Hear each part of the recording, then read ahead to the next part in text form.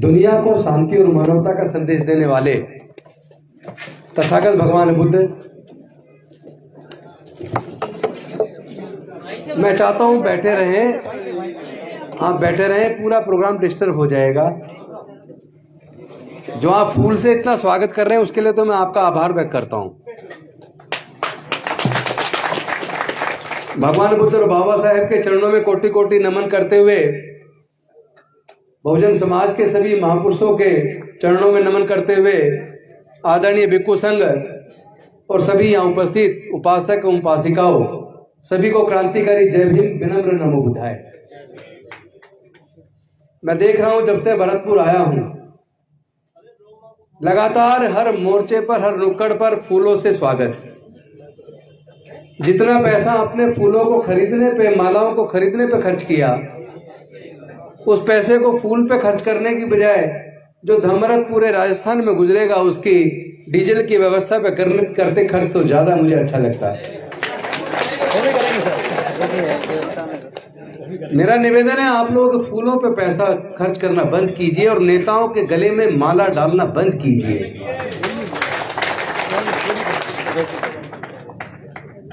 मैं कई बार ये सोच के चिंतित होता हूं,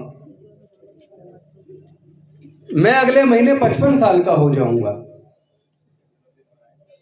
और जब मैं 15 साल से 20 साल की उम्र का था, मैं अगर उस दौर को याद करता हूं तो मैं ये देखता हूं कि सरकारी नौकरियों में हमारे हर कॉलोनी से, हर मोहल्ले से 10, 20, 50 लोग सरकारी नौकरियों में आ रहे थे और जिस कॉलोनी में जाते थे वहीं पे बच्चे बड़ी मात्रा में पढ़ने के प्रति बहुत उत्साह था। आज ऐसा क्या हो गया कि पूरे मोहल्ले में ढूंढना पड़ता है कि किसके बच्चे की सरकारी नौकरी लगी है। सरकारी नौकरियां लगनी बंद हो गई हैं और दुखद यह है कि किसी का इस तरफ ध्यान ही नहीं है। कई बार मैं सोचता हूं, हमारे लोग जमीनों के मालिक क्यों नहीं हैं? जो खेत की जमीन होती है,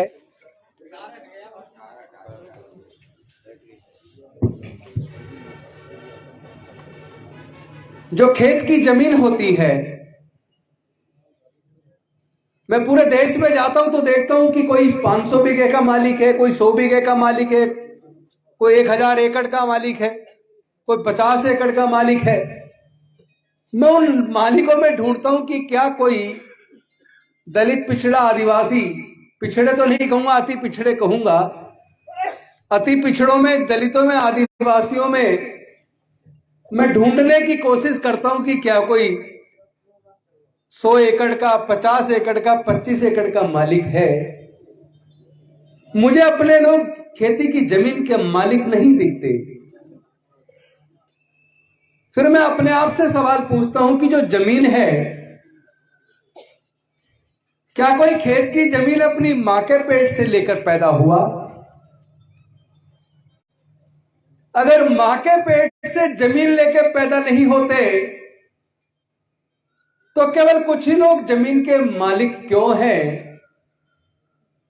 देश के दलित और आदिवासी और अति पिछड़े जमीनों के मालिक क्यों नहीं हैं?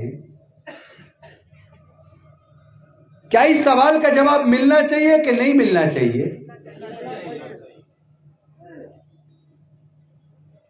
मैं इस बात को मानने के लिए बिल्कुल भी तैयार नहीं हूं कि हमारे बुजुर्गों ने यह ना चाहा हो कि हमारे बच्चे भी आजाद पैदा हों, पढ़े लिखे और आगे बढ़े। हमारे बच्चे भी व्यापारी बने, इंडस्ट्रियलिस्ट बने, हमारे बच्चे भी संपत्तियों के मालिक हों। मैं ये मानने को तैयार नहीं हूं कि हमारे बुजुर्गों ने ऐसा ना चाहा हो। फिर ऐसे कौन से कारण हैं कि भारत में लगभग 3500 साल तक हमारे दलित, आदिवासी अति पिछड़े वर्ग के लोग वो ना तो कभी पढ़ पाए, ना कभी व्यापारी बन पाए, ना कभी संपत्ति के मालिक बने, ना किसी रियासत के मालिक बने, और तो और उनको तो मानवता का दर्जा भी नहीं था। हजारों साल तक हमारे समाज के लोगों ने उत्पीड़न को झेला है, मानवता का दर्जा नहीं था। तो यह तो संभव नहीं है कि हमारे बुजुर्गों ने यह ना चाहा हो कि हमारे बच्चे भी स्वाभिमान के साथ जिए, हमारे बच्चे भी पढ़े लिखे व्यापारी बने। तो क्यों नहीं बन पाए? जब मैं इस सवाल का जवाब खोजने की कोशिश करता हूं तो मुझे इस सवाल का जवाब हमारे देश के धर्मशास्त्रों में मिलता है। क्योंकि देश चलता था मनुस्मृति से, देश चलता था धर्मशास्त्रों से, और मनुस्मृति और धर्मशास्त्रों में हमें मानवता का दर्जा न था। हमारे लोगों के ऊपर पढ़ने लिखने पर धार्मिक बंदिश थी, हमारे लोगों के व्यापार संपत्ति रखने पर धार्मिक बंदिश थी। बल्कि मनुस्मृति में तो यहां तक लिखा है कि अगर कोई अछूत संपत्ति जोड़ ले, कोई शूद्र संपत्ति जोड़ ले, तो उसकी संपत्ति छीन लेनी चाहिए, क्योंकि उसको संपत्ति रखने का अधिकार नहीं है। और ये व्यवस्था कोई 10, 20, 100, 50, 200, 400, 500, 1000 साल नहीं। देश के अंदर ये सामाजिक व्यवस्था लगभग 2,500-3 हजार साल तक चली।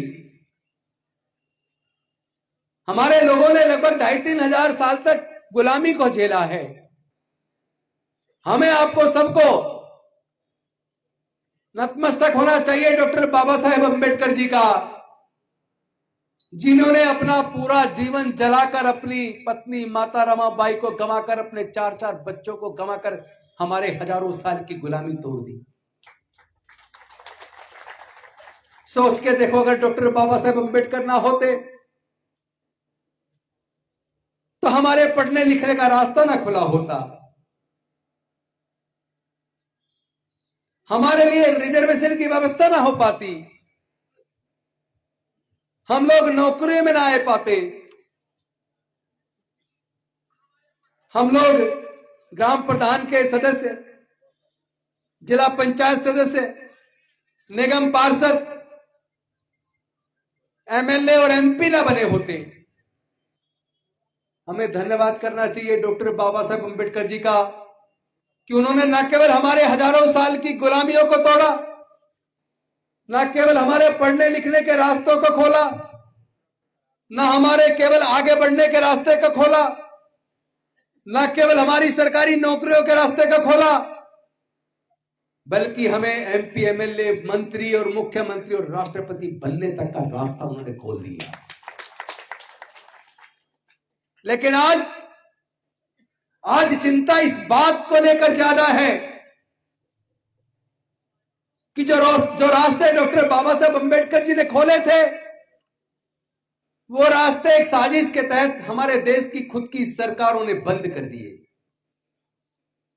उनके मन में ये तकलीफ पैदा हो गई कि अगर इसी तरह दलितों, पिछड़ों, आदिवासियों, गरीबों, मजदूरों, किसानों के बच्चे पढ़ लिख कर जज, engineer, doctor, collector, scientist, professor बनेंगे तो उनको सस्ते मजदूर कहां से मिलेंगे? वो हमारे लोगों को केवल एक सस्ता मजदूर बनाना चाहते हैं। उन्होंने अब से लगभग 40 साल पहले षड्यंत्र किया, और षड्यंत्र करके पहले तो उन्होंने क्या किया, धीरे धीरे प्राइवेट स्कूल खोलने शुरू कर दिए और सरकारी स्कूलों को कमजोर करना शुरू कर दिया। और उसके बाद स्थिति ये आ गई, उनका इससे पेट नहीं भरा, वो नो डिटेंशन पॉलिसी ले आए। नो डिटेंशन पॉलिसी यानी कि किसी भी बच्चे को फेल मत करो, पहली से 8वीं तक ऐसे ही पास कर दो।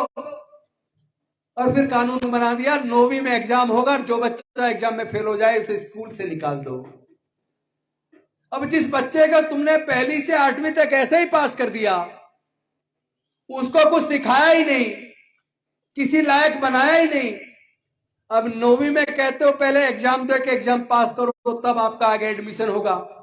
मैं आपसे पूछना चाहता हूं, इस नो डिटेंशन पॉलिसी में जिसको बिना कुछ पढ़ाई लिखाए, बिना कुछ सिखाए आपने 9वीं तक 8वीं तक पास करके 9वीं में भेज दिया, हिंदी में एप्लीकेशन लिखना तक नहीं सीख पाया, क्या ऐसा बच्चा 9th क्लास के एग्जाम को पास कर पाएगा? नहीं कर पाएगा ना। तो वो बच्चा 9वीं में जाके फेल होता है और उसके बाद उसे स्कूल से निकाल दिया जाता है। ये स्थिति पूरे देश के अंदर हमारी खुद सरकारों ने बनाई। किसी बच्चे ने ये डिमांड न की थी कि आप हमें ऐसे ही 8वीं तक पास कर दो। किसी बच्चों के पेरेंट्स ने भी ये डिमांड नहीं की थी, टीचर्स ने भी ये डिमांड नहीं की थी। तो ये आखिर योजना किसके कहने पर बनी? खैर, आज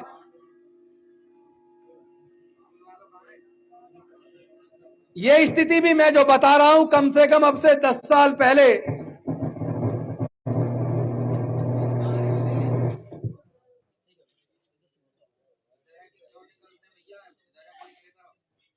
हेलो हेलो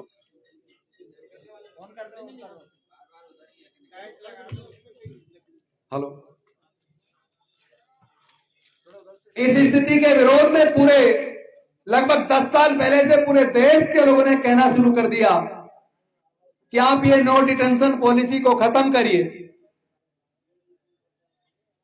और एक और मैं आपको बताता हूं जिस तरफ आपका ध्यान नहीं है, केवल इन्होंने नो डिटेंशन पॉलिसी नहीं लाए, बल्कि धीरे धीरे स्कूलों में टीचरों की भर्ती कम कर दी।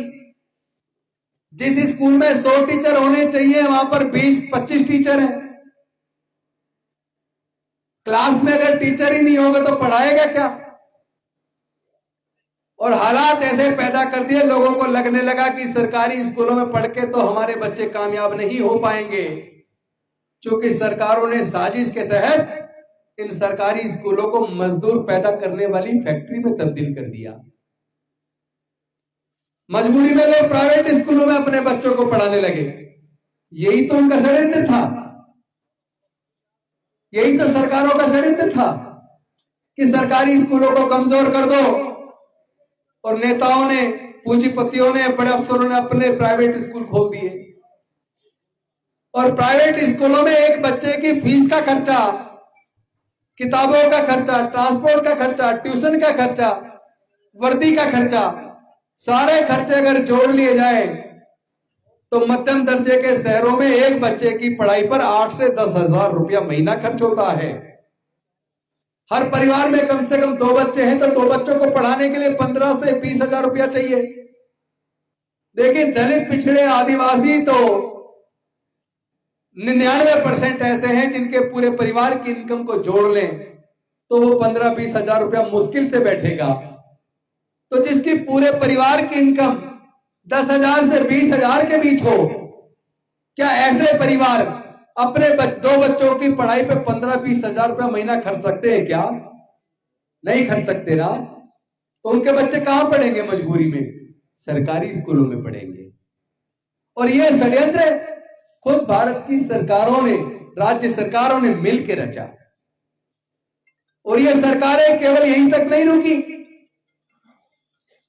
आपके बच्चे 12वीं करने के बाद अगर मेहनत मशक्कत करके 5 ईयर कोर्स लॉ का करना चाहते हैं, BA LLB करना चाहते हैं नेशनल लॉ स्कूल से, नेशनल लॉ यूनिवर्सिटी से, आपके बच्चे इंजीनियर बनना चाहते हैं, सरकारी इंजीनियरिंग कॉलेज में एग्जाम पास करके उनका सिलेक्शन भी हो जाता है, या मैनेजमेंट कोर्स करना चाहते हैं, तो उसके अंदर एक बच्चे की अगर वो लॉ करना चाहता है BA LLB national law university से, नेशनल लॉ स्कूल से, तो 5 साल का कोर्स करने के लिए एक बच्चे को सरकारी कॉलेज में 5 साल के कोर्स के लिए आपको 12 से 15 लाख रुपया चाहिए।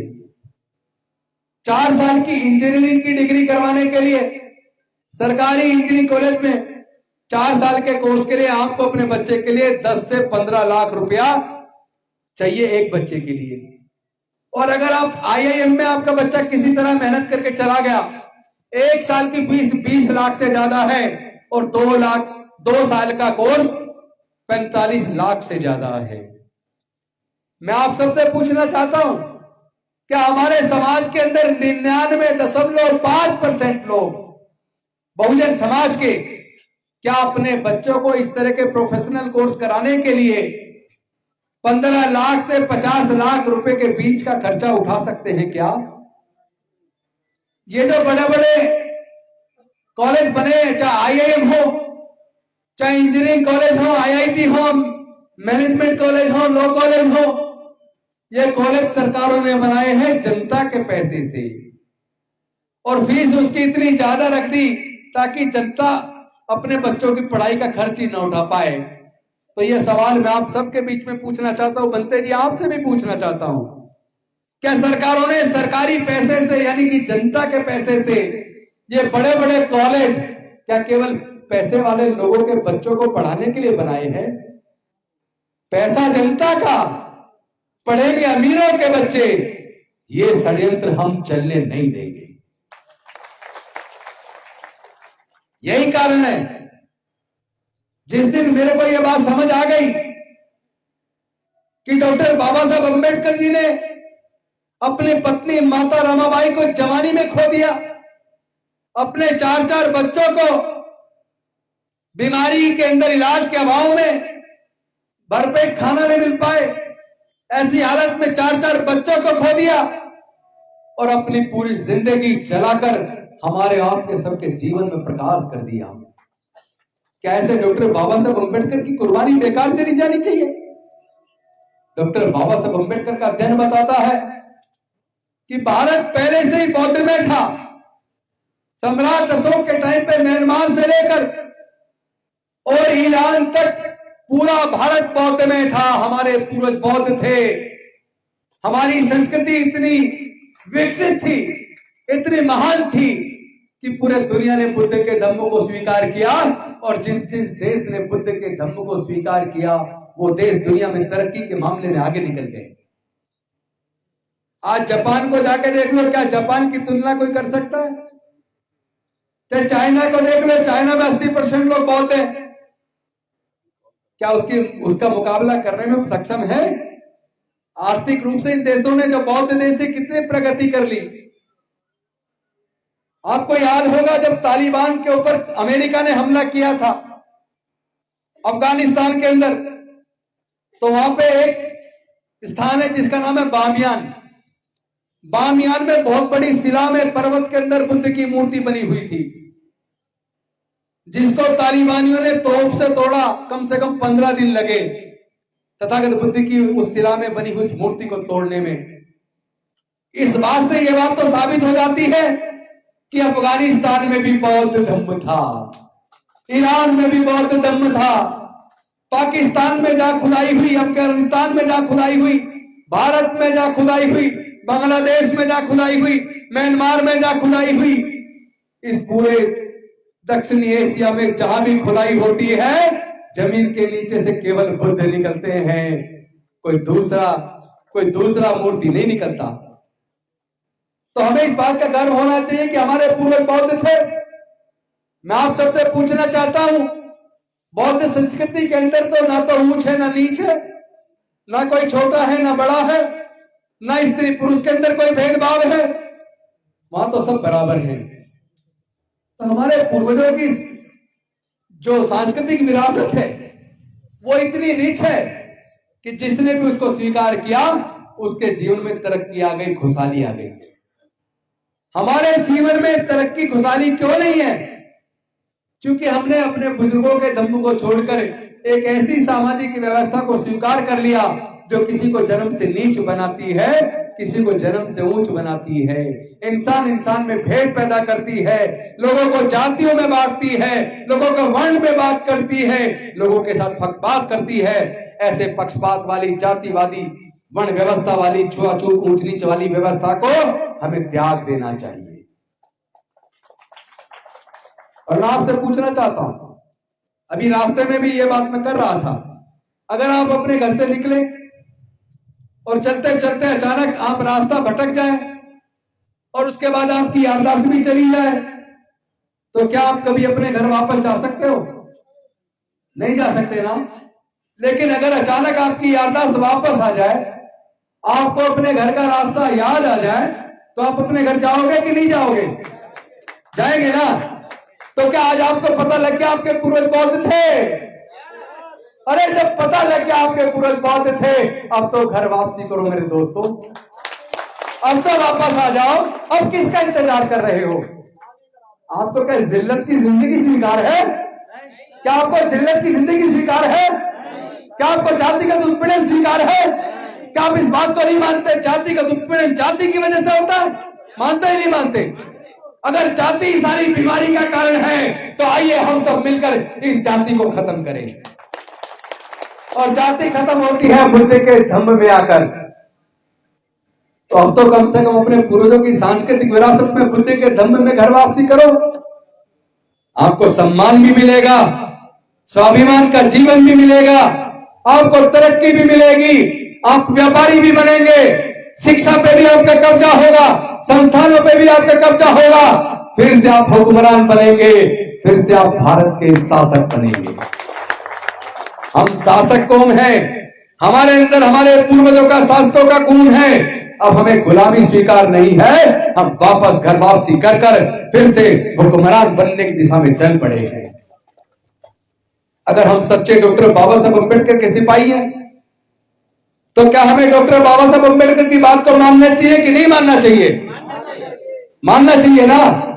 तो डॉक्टर बाबा साहब अम्बेडकर ने तो यह कहा था कि अब पूरा बहुजन समाज बौद्ध बनेगा, और उन्होंने कहा था मैं भारत बौद्ध में करी, मैं भारत को बौद्ध में करूंगा, चूंकि भारत बौद्ध में था, हमारे पूर्वज बौद्ध थे। लेकिन अनफॉर्चुनेटली जिस दिन डॉक्टर बाबा साहब अम्बेडकर जी ने बौद्ध धर्म की दीक्षा ली 14 अक्टूबर 1956 को, उसके अगले दिन, जिस दिन उन्होंने नागपुर में दीक्षा ली, अगले दिन चंद्रपुर में दीक्षा दिलाई, लगभग 10 लाख लोगों को दीक्षा दिलाने के बाद फिर अकोला में दीक्षा दिलाई। उन्होंने कहा था कि मैं आने वाले 2-3 साल के अंदर पूरे भारत में अपने लोगों को बौद्ध बना दूंगा और एक दिन भारत बौद्ध में होगा। लेकिन दीक्षा के 1 महीने 22 दिन बाद डॉक्टर बाबा साहब अम्बेडकर हमारे बीच नहीं रहे, और वो डॉक्टर बाबा साहब अम्बेडकर का सपना भारत को बौद्ध में बनाने का सपना रह गया। क्या हम और आप डॉक्टर बाबा साहब अम्बेडकर की इतनी निकम्मा और नाकारा औलाद है कि हम डॉक्टर बाबा साहब अम्बेडकर का सपना पूरा ना कर सके? अरे जिन्होंने हमारे जीवन से अंधकार को दूर करके, गुलामी को दूर करके प्रकाश दे दिया, हमारे जीवन में विकास दे दिया, क्या हम डॉक्टर बाबा साहब अम्बेडकर के सच्चे सिपाही होने के नाते उनके सपनों को साकार करना चाहिए कि नहीं करना चाहिए? आप सब लोग तैयार हैं? जो तैयार है दोनों हाथ खड़े करेंगे। हम सब तैयार हैं?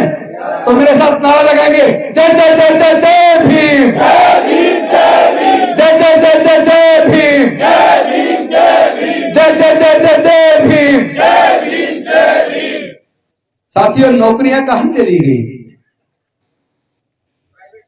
एक्चुअली भारत सरकार ने देखा कि ये दलित, पिछड़े, आदिवासी पढ़ लिख कर जज, engineer, doctor, collector, scientist, professor बनने लगे। अब हमें सस्ते मजदूर कहां से मिलेंगे? तो एक तरफ उन्होंने एजुकेशन को ठप कर दिया, सरकारी स्कूलों को कमजोर कर दिया, हायर एजुकेशन की फीस बढ़ा दी, और दूसरी तरफ भारत सरकार के सारे सार्वजनिक उपक्रम जो हर साल भारत सरकार को हजार करोड़ से भी ज्यादा दिया करते थे कमाकर, उन सारे सार्वजनिक उपक्रमों को उन्होंने घाटे में पहुंचाकर षड्यंत्र करके एक एक करके, चाहे इंडियन रेलवे बेच दिया, एयरपोर्ट बेच दिया, एयर इंडिया बेच दिया, पोस्टल डिपार्टमेंट ठप कर दिया, एमटीएनएल बेच दिया, बीएसएनएल बेच दिया, और उसके साथ साथ बैंक बेच दिए, इंश्योरेंस कंपनी बेच दी। एक एक करके भारत सरकार के सारे उपकरण बेच दिए, और जो बिक गया प्राइवेट हो गया, हमारा रिजर्वेशन खत्म। रिजर्वेशन खत्म का मतलब आपकी नौकरियां खत्म। यानी सरकारों ने खुद षड्यंत्र रचा है बहुजन समाज के लोगों के साथ। ये धोखा किया है। डॉक्टर बाबा साहब अम्बेडकर के साथ हम बाबा साहब अम्बेडकर की शपथ लेते हैं, जब तक अपने समाज को न्याय न दिला दे हम चैन से बैठने वाले नहीं हैं।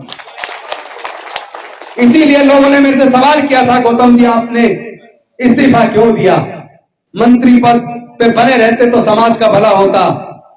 मैंने कहा कि मंत्री पद थोड़े बहुत लोगों की मदद कर पाता है, हमें तो देश की पूरी सत्ता चाहिए, अपने लोगों का हक और अधिकार चाहिए, अपने लोगों का स्वाभिमान का जीवन चाहिए। हमें और बहन बेटियों की इज्जत के साथ खिलवाड़ स्वीकार नहीं। अगर मुझे मंत्री पद की कुर्सी और एक तरफ हमारे समाज की इज्जत, आबरू, स्वाभिमान और डॉक्टर बाबा साहब अम्बेडकर का मिशन मूवमेंट, इन दोनों में से कोई एक चुनना हो तो मैं अपने समाज की मान सम्मान, इज्जत, स्वाभिमान और अपने हक अधिकार को चुनूंगा। मैं ऐसी हजारों कुर्सियों को ठोकर मारता हूं। यही सोच के मैंने मंत्री पद से त्याग पत्र दिया। अब मैं पूरे देश का भ्रमण करके पूरे बहुजन समाज को तैयार कर रहा हूं। राजनीति करने वाले लोग राजनीति करेंगे, हम लोग अपने समाज को इतना ताकतवर बनाएंगे कि कोई भी राजनीतिक पार्टी हमारे समाज की तरफ आंख उठा के ना देख पाए। कोई भी व्यक्ति, कोई भी जालिम हमारी बहन बेटी की इज्जत न उठ पाए, कोई भी जालिम हमारे भाई की मूंछ रखने पर हत्या न कर पाए, कोई भी जालिम घड़ा छूने पर हमारे बच्चे की हत्या न कर पाए। ऐसे करने वाले को ये डर पैदा होना चाहिए, अगर उन्होंने ऐसा कर दिया तो उनको हम निस्त नाबूद कर देंगे, उनको मिट्टी में मिला देंगे। हम अपने समाज को तैयार कर रहे हैं, हम लड़ेंगे, हम जीतेंगे। इसलिए मैं कहता हूं, जाति हमारी उत्पीड़न का कारण है, इसलिए जाति छोड़ो समाज छोड़ो, जाति छोड़ो समाज छोड़ो, जाति छोड़ो समाज छोड़ो। बौद्ध धम्म की क्या पहचान, मानव मानव एक समान। बौद्ध धम्म की क्या पहचान, मानव मानव एक समान। बौद्ध धम्म की क्या पहचान, मानव मानव एक समान। अब तो चलो बुद्ध की ओर, मिशन जय भीम बुलाता है। अब तो चलो बुद्ध की ओर, मिशन जय भीम बुलाता है। भीम बुलाता है, मिशन जय भीम बुलाता है। भीम बुलाता है, मिशन जय भीम बुलाता है। अब तो चलो बुद्ध की ओर, मिशन जय भीम बुलाता है। अब तो चलो बुद्ध की ओर, मिशन जय भीम बुलाता है। भीम बुलाता है, मिशन जय भीम बुलाता है। अब तो चलो बुद्ध की ओर, मिशन जय भीम बुलाता है। बहुत बहुत धन्यवाद। नमो बुद्धाय, जय भीम, जय भारत।